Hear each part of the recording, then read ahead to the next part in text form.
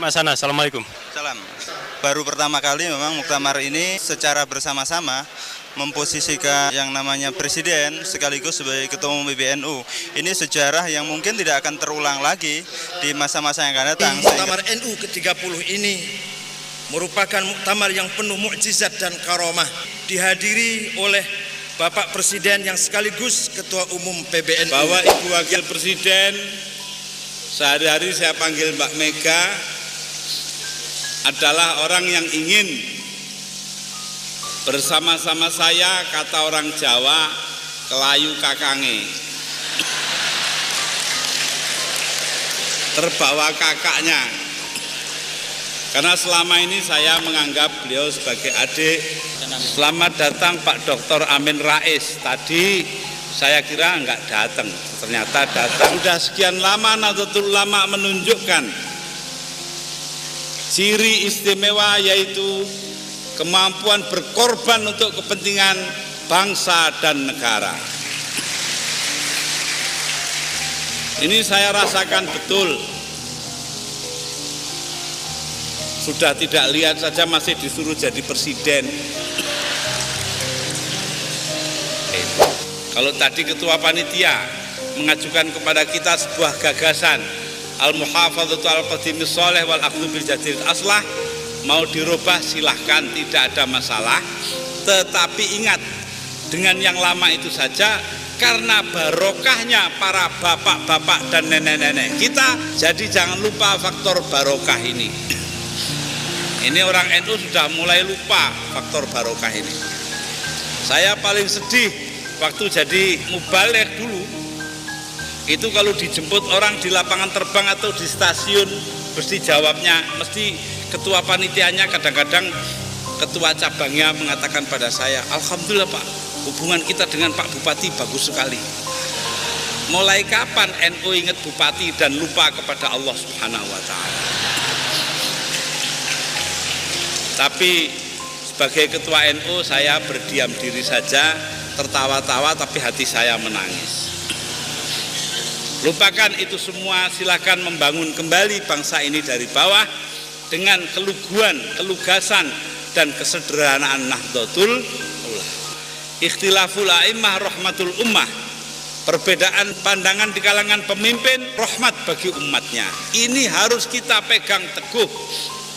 Saya beritakan beberapa hari yang lalu kepada imtihan sebuah pesantren bahwa ketika Rais Akbar Nahdlatul Ulama Kiai Hasyim Asy'ari menulis sebuah artikel melarang atau mengharamkan kentongan kayu dipakai untuk memanggil sholat. Kalau beduk ada dalilnya, kentongan kayu tidak ada dalilnya. Lalu edisi berikut dari koran itu, Wakil Rais Akbar, wakil beliau Kiai Fakih Mas Kumambang, menulis bahwa boleh saja walaupun tidak ada dalilnya, tapi bisa dikiaskan kepada yang ada dalilnya. Jadi Rais Akbar dan Wakil Rais Akbar bertentangan. Apa yang terjadi?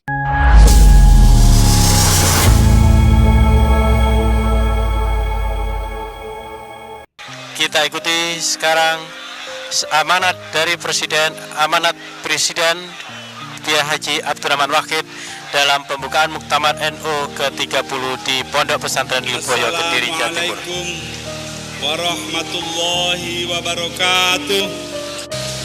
Bismillah walhamdulillah wassalatu wassalamu ala rasulillah Sayyidina Muhammad ibn Abdullah sallallahu alaihi wasallam wa ala alihi wa sahbihi wa man tabi'a wa nasarahu wa wala haula wala quwata illa billah. Ulama anal kiram wa bil khusus ashabu hadzal ma'had wa habaibanal afadil wa zu'ama'anal a'izza. Alhamdulillah, pada hari ini kita datang kemari untuk meresmikan Muktamar Nahdlatul Ulama yang ke-30 di Pondok Pesantren Lirboyo, Kediri. Saya alhamdulillah datang bersama dengan Ibu Wakil Presiden, yaitu Ibu Megawati Soekarno Putri. Belum pernah ini terjadi presiden dengan wakil presiden kumpul di tempat yang sama.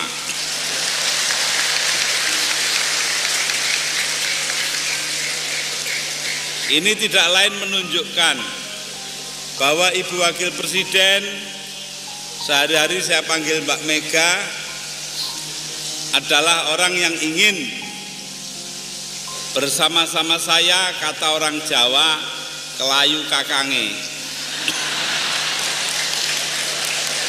Terbawa kakaknya. Karena selama ini saya menganggap beliau sebagai adik.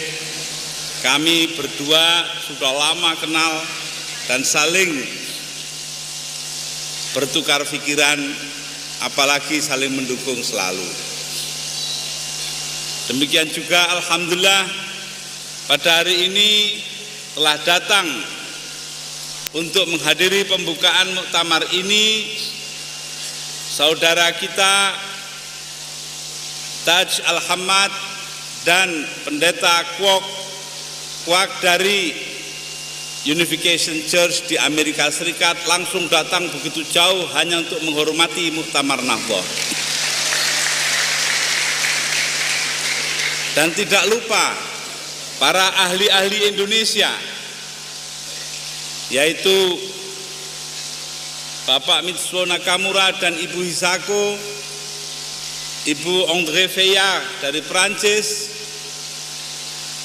Ibu Suzaina Abdul Qadir dari Singapura, dan lain-lainnya, mungkin Bapak Martin van Brendesen dari negeri Belanda.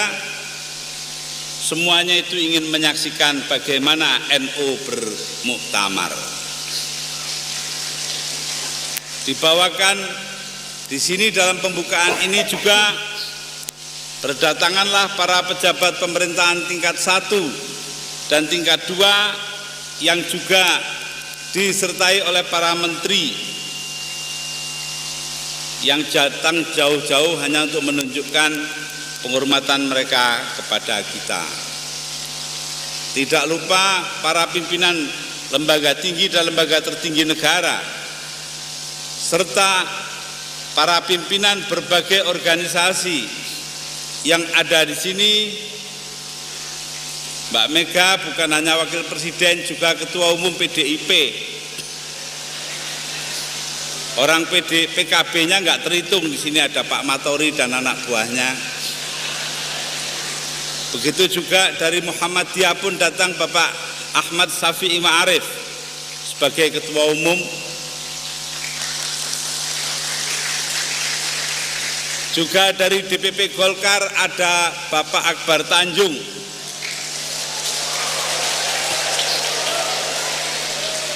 Ada Bapak Nur Mahmudi Ismail dari kelompoknya mewakili Poros Tengah.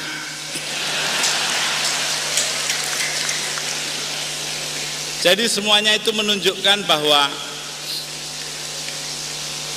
ada penghormatan dan penghargaan kepada Nahdlatul Ulama di dalam melaksanakan muktamarnya kali ini. Itu tidak lain hanyalah karena sudah sekian lama Nahdlatul Ulama menunjukkan ciri istimewa, yaitu kemampuan berkorban untuk kepentingan bangsa dan negara. Ini saya rasakan betul. Sudah tidak lihat saja masih disuruh jadi presiden. Ini kan menunjukkan bahwa ya NU segala-galanya yang dipunyai diberikan kepada pemerintah. Kiai-kiai NU tidak memikirkan keadaan mereka sendiri, memikirkan keadaan bangsa dan negara, keadaan rakyat pada umumnya. Datangnya ini dari mana? Tidak lain tidak bukan karena kita berpegang kepada syariah Islamiyah yang diajarkan turun-temurun melalui berbagai cara bagi NU melalui pondok-pondok pesantren terutama, ditambah cara-cara lain. Ilmu-ilmu 14 macam yang kita pelajari, yang akhirnya berkembang menjadi puluhan macam,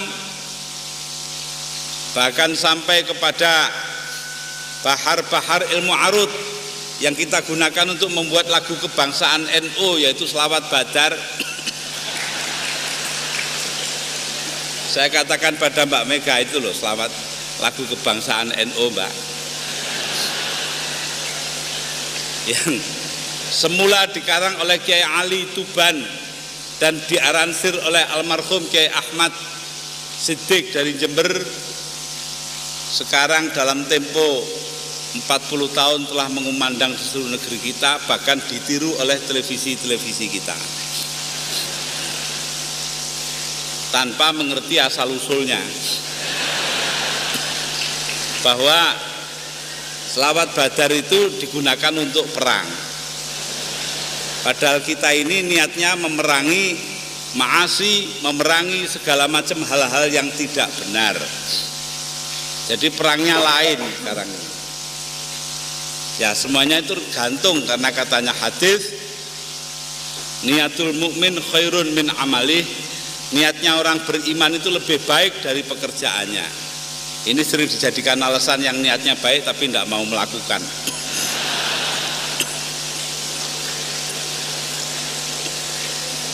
Para hadirin dan hadirat, bagaimana NU dalam sejarahnya yang panjang? Dilahirkan tahun 1926 oleh 3 sekawan, yaitu Mbah Kiai Hasyim Asy'ari Tebuireng, Mbah Wahab Hasbullah Tambak Beras, dan Mbah Fakih Mas Kumambang Gresik, dibantu oleh Mbah Bisri Denanyar. Semua itu tidak lain tidak bukan hanyalah untuk menerapkan apa yang dipelajari di pondok-pondok pesantren dalam kehidupan berbangsa dan bernegara. Ini yang penting. Karena itulah ketika saya diminta dulu, kenapa Anda mendukung pencalonan Mbak Mega? Ya alasannya agama, yaitu yadurul hukmu ma'illatihi wujudan wa adaman. Hukum itu ada atau tidaknya ditentukan oleh sebab-sebabnya, dan sebab itu karena Mbak Mega menang pemilu. Nah, itu penting harus diingat, dasar berpikir kita itu agama semata-mata. Tapi ketika Mas Amin Rais membentuk Poros Tengah dan mencalonkan saya, dasarnya juga agama, yaitu darul mafasid muqaddam ala jalbil masoleh, mencegah kerusakan diutamakan dari membawa kebaikan.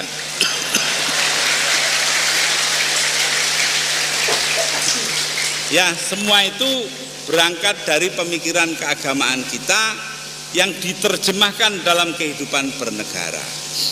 Dengan kata lain, kalau kita melihat agama ini terlepas dari kepentingan mengembangkan bangsa kita, artinya kita sendiri yang memisahkan agama dari kehidupan. Ini tidak diperkenankan oleh agama. Justru agama harus menjadi motor kehidupan. Inilah tugas dari Menteri Agama kita sekarang.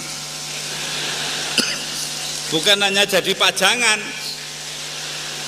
bukan hanya menjadi ornamen, tetapi menjadi motor.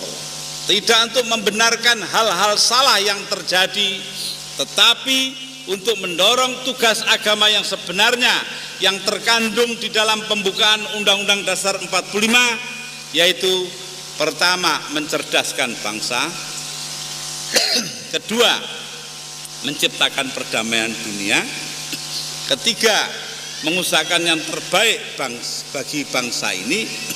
Itulah yang menjadi tugas agama kita. Dan itulah yang harus kita laksanakan dalam kehidupan berbangsa bernegara, dengan tidak mengurangi hak-hak orang lain untuk mewujudkan hal yang sama melalui jalan pikiran masing-masing. Ini penting, karena saat ini umat Islam banyak berpendirian bahwa dengan mengikuti ayatul Quran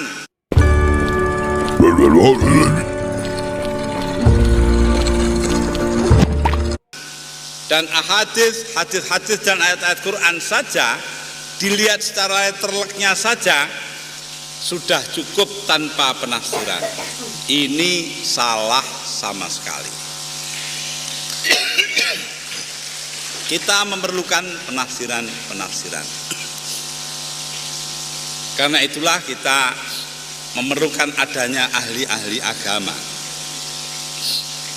Beberapa waktu yang lalu, ketika belum ada bunyi-bunyi tentang presiden, waktu itu Al-Mukarram Kiai Sahal Mahfud mengatakan kepada saya, beliau adalah paman, jadi kalau manggil saya nama saja, Dur,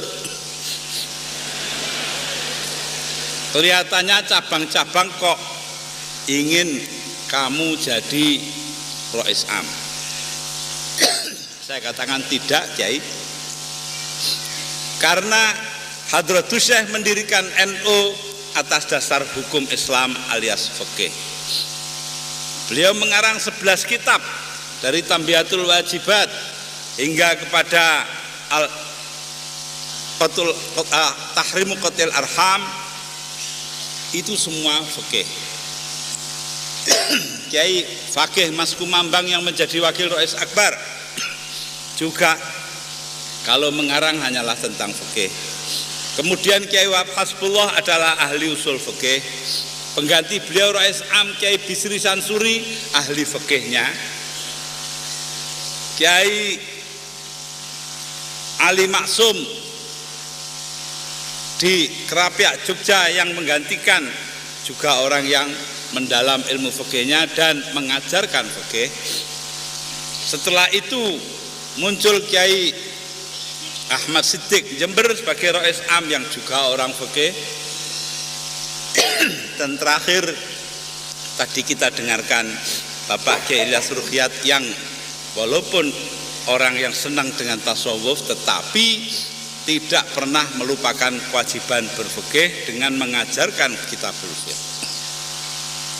Jadi karena itu jangan karena saya ini bangsa Badui. Kalau ngajar nahwu berani, ngajar arut berani. Mungkin kalau dipaksa-paksa ngajar hikam masih berani. Tapi kalau fikih angkat tangan. Jadi ini namanya tradisi NU itu tahu diri. Kalau tidak sanggup ya tidak sanggup, repot-repot. Kiai Sahal nanya kepada saya, lalu siapa yang ngerti fikih? Lu kayak sampai tidak ngerti tradisi NU saja, gimana? Lah yang usul yang harus tanggung jawab.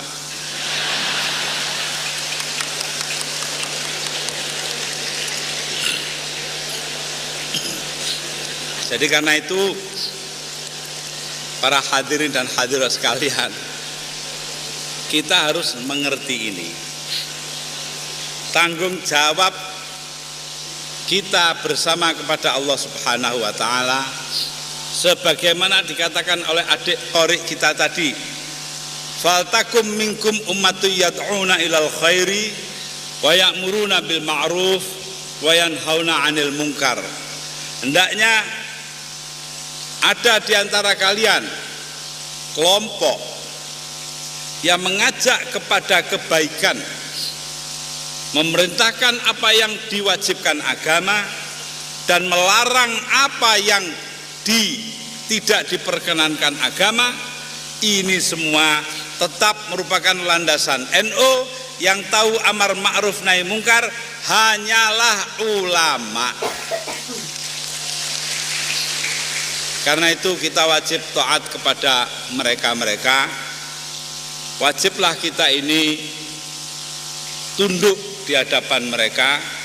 Wajiblah kita mendengarkan apa kata-kata mereka. Para hadirin hadirat, keadaan telah berubah. Dulu kita berpegang kepada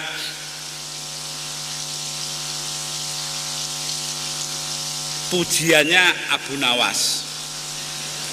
ilahi lastulil firdausi ahla wala aqwa ala naril jahimi fahab li taubatan waghfir dzunubi fa innaka ghafirudz dzambil azimi. Ya Allah, aku tidak kuat dengan api neraka, tapi aku juga tidak bisa masuk surga. Karena itu berikan kepadaku pertaubatan, karena hanyalah Engkau yang bisa memberikan tobat atas dosa-dosa yang besar. Sekarang kita maju perang dengan selawat Badar. Ini semua artinya ada perubahan-perubahan. Tergantung kepada niat kita melakukan perubahan-perubahan itu.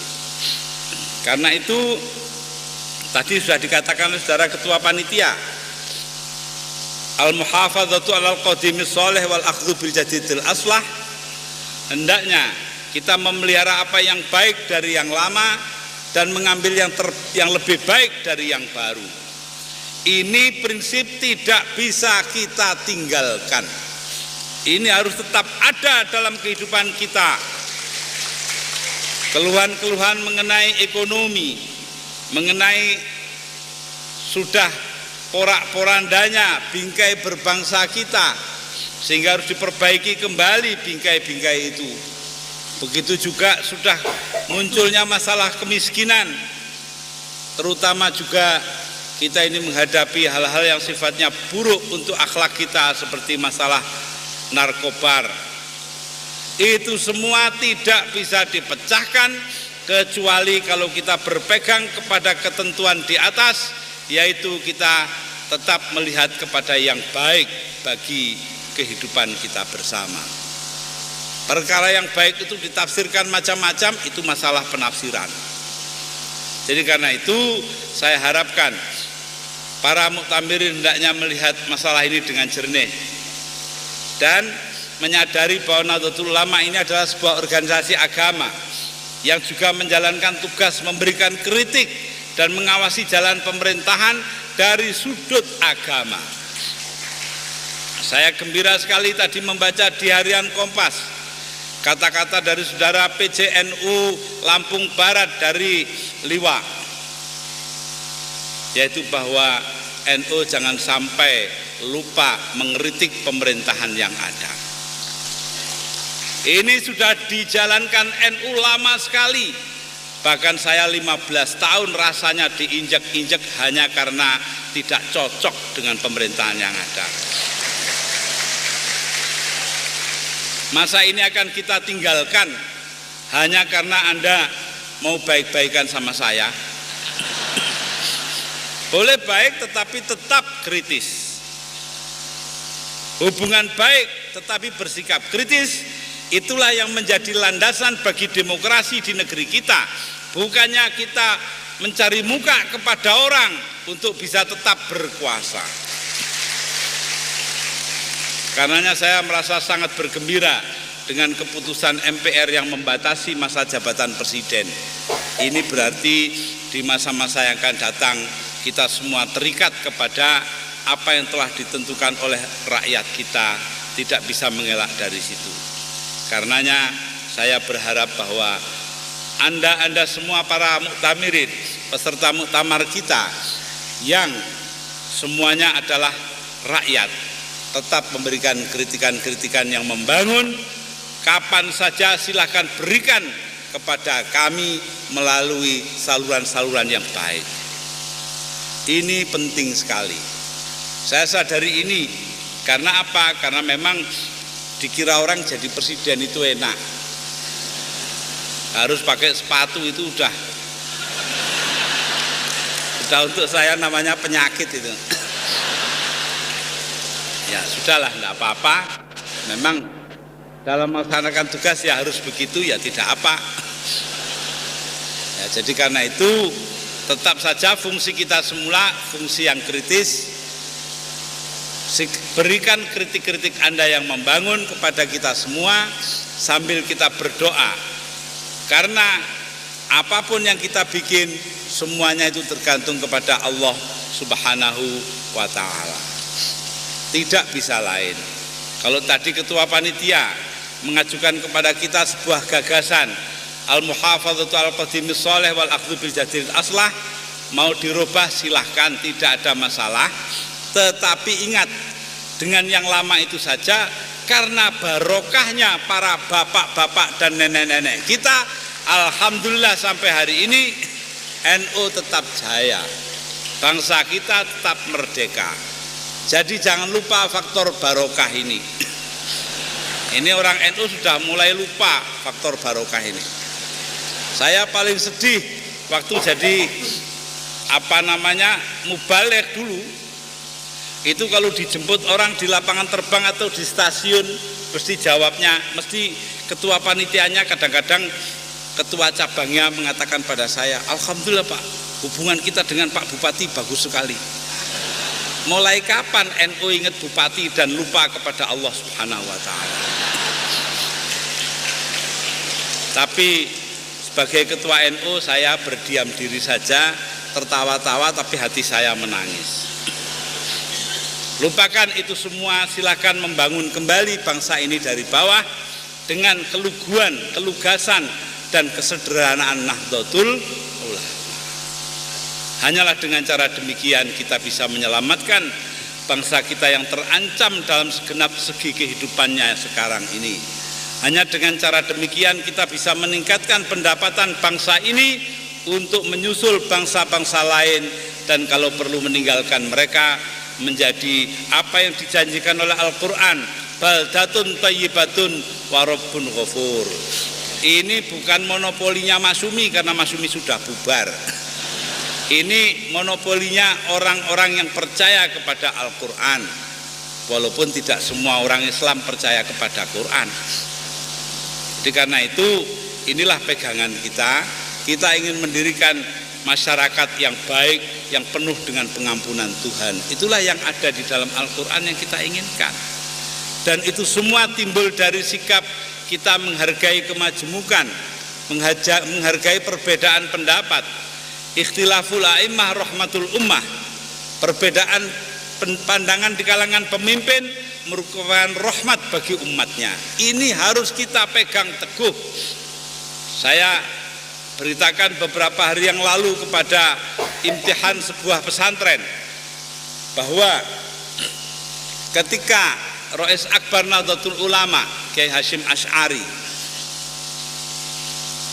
menulis sebuah artikel melarang atau mengharamkan kentongan kayu dipakai untuk memanggil sholat.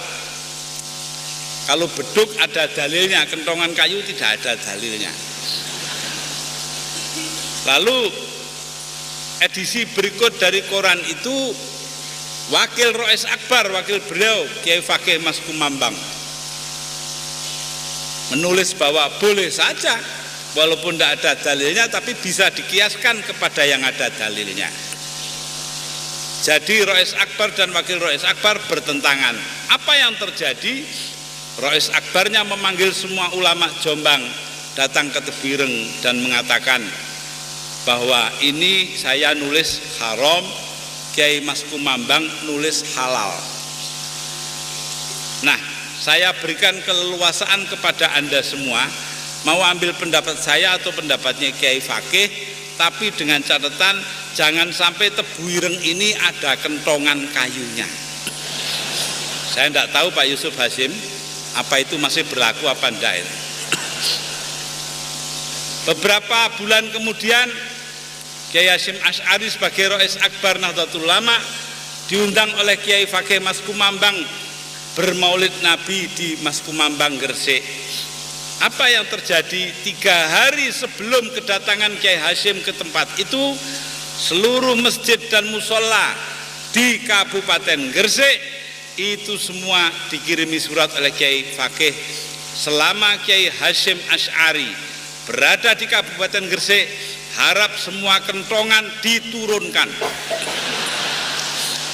Inilah toto kromo atau adabul munazoroh dari para ulama-ulama kita di masa lampau.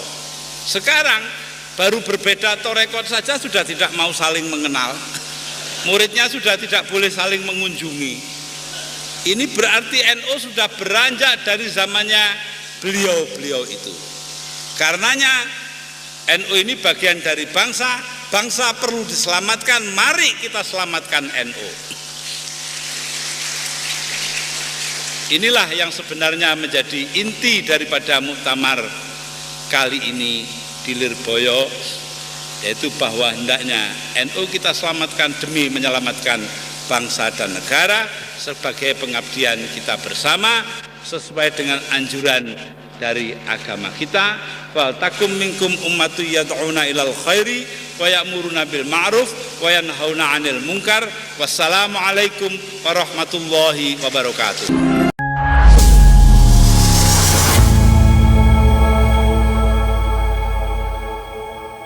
Itulah tadi pesan-pesan dari almarhum Gus Dur pada acara muktamar, dan semoga saja ini bisa dilaksanakan oleh generasi-generasi penerus PBNU. Bagaimana menurut pendapat teman-teman semua? Silahkan lanjut di kolom komentar. Terima kasih telah support Arman Al-Fatih. Kita jumpa lagi di video selanjutnya. Assalamualaikum warahmatullahi wabarakatuh.